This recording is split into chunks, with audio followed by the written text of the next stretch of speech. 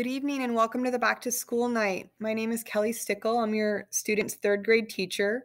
I wanted to make sure that we all get some important information. So I've got a quick PowerPoint that we'll go through this evening. The first thing I want to do is say thank you so much for all you're doing to support your students. I don't imagine that any of you had a dream of them attending third grade online. But here we are doing it and rocking it. I hadn't planned on teaching online when I became a teacher, but we are learning all kinds of new life skills together and having some fun along the way, I hope. Our schedule was sent home in the most recent supply pickup, and I just want to go over a couple things really quickly. The schedule on Monday, Tuesday, Thursday, and Friday is the same. School is in session from 9 until 2:30 those days. I open the Zoom classroom up at 8:45 so students can come in and socialize. We get started right away at 9. And I do ask if possible students can set aside any toys or snacks or drinks during the actual academic portion of the day. We have such limited time together and such limited time to share, and it's pretty hard to do that if you have a mouthful of goldfish or granola bars. So at 9 o'clock, we start our morning meeting, and then we have math. At 10:15, we have a brain break and a movement break to remind students that this is a time to get up and use the bathroom or have that snack that they want, drink some water, move around. I usually play a video or something like that to keep them engaged, and maybe even give them some ideas about how to get up and dance around. At 10:25, we move into reading. Some students are working independently on their packet for the first half an hour. You might see your student in the Zoom waiting room, and that is so they have a quiet place to work without actually leaving Zoom. Then I can just bring them right back in when it's time to switch groups. Many of the students have 2 different teacher assisted groups during the day. Everybody receives one in the morning, and most students get a second one in the afternoon. At 11:25, we do shout outs where we take some time to celebrate each other, and students will give a shout out to a student they notice following the 4 B's: be kind, be safe, be respectful, be responsible. And then we give them a little cheer. It's probably my favorite part of the day. It's really nice listening to all of the great things that your students have to say about their classmates. At 11:35, and this is where we have a little bit of a change, students are going to go ahead and log off of Zoom and finish their reading packet.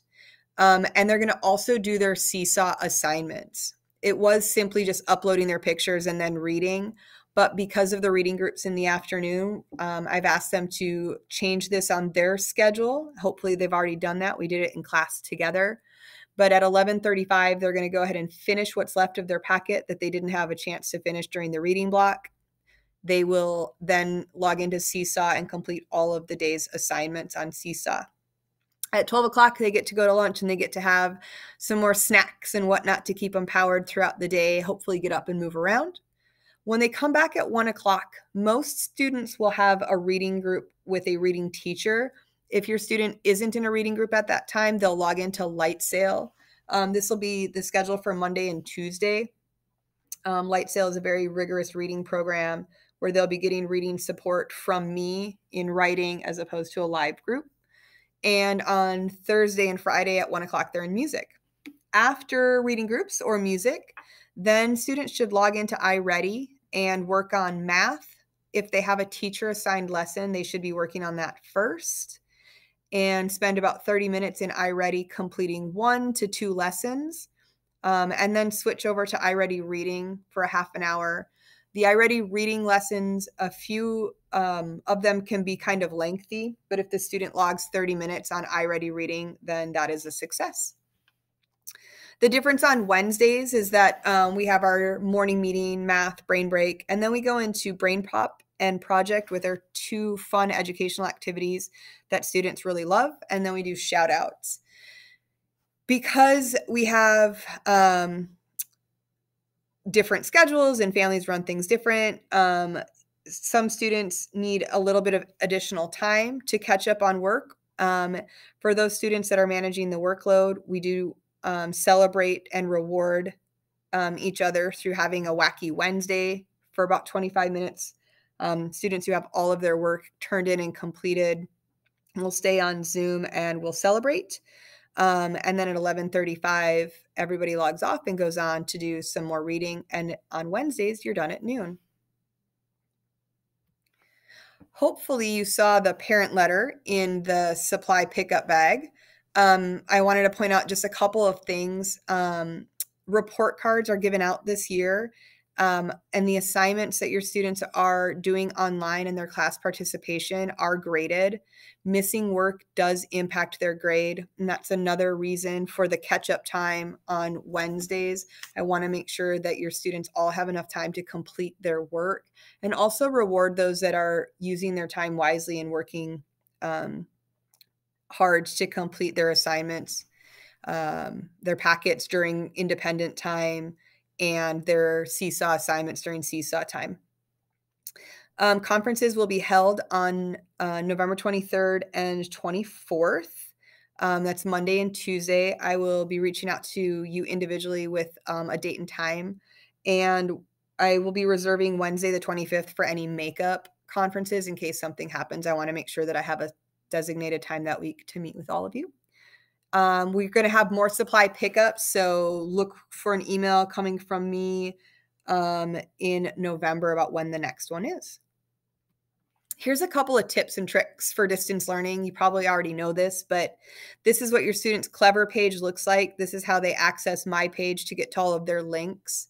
If you notice in the upper right-hand corner, there is a red bubble with the number 1 by messages. That's because this student has a message from me in their inbox. The messages tab is a way that they can communicate with me on Clever, and I can communicate with them. So if you ever see a red bubble there, there's something to address. In our Clever page is where they find all of their links for the classroom and iReady and Seesaw and music and Light Sail, and now even the Shaver Library.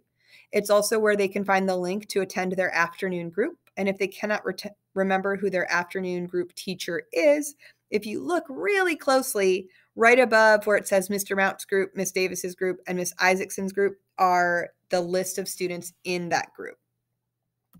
Also on Clever, just a little bit further down their screen, is a copy of the schedule. If you ever lose your schedule, it's right there for you, and a way to check in with our counselor, Miss Reed. This is what Seesaw looks like, and I wanted to point out just a couple of things. If you notice again over on the right, there's another red bubble with the number 1 in it by activities. That's because this student still has one activity to complete for the day. So at the end of the day, if you want to know if your students have completed everything, if you log into my page on Seesaw, if you see any red bubbles under activity or inbox, they have something to address. If there are no red bubbles, then everything is completed, and they can scroll through their journal to show you work that they've done. This is a screenshot of iReady, and you can see how easy it is to choose between math and reading. They simply click on math or reading when they log in. On the left here is what it looks like when a student is logged into math and they have a teacher assigned lesson. If there's ever anything under the teacher assigned section, students should be doing those first. It goes hand in hand with what we're doing in the morning on Zoom for our current math curriculum. It will help them be successful when they get to the quizzes. On the right is what the reading screen will look like. And if you look really closely in the upper left-hand corner, you can see that reading is highlighted on the smaller picture on the right because they're in iReady Reading. And on the left, math is highlighted because they're in iReady Math. So iReady Reading will not have teacher assigned lessons. It will just have my path. So you can see that this student has 2 lessons open. The one that is in purple is a really long lesson. So don't feel pressure to have lessons in reading completed every day. It's more about logging active minutes. 30 active minutes on a long lesson is all I'm looking for on that. If it's a shorter lesson, they shouldn't have any problems finishing. As a parent, you might want to know how your how your student's doing, you can check that on iReady by clicking on the My Progress icon. It's the arrow in the bottom, and then clicking on where it says completed work.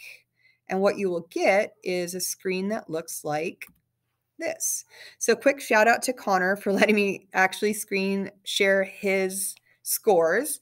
You can see that Connor's completed 3 different lessons recently and a comprehension check, which is this one was a extremely challenging unit test.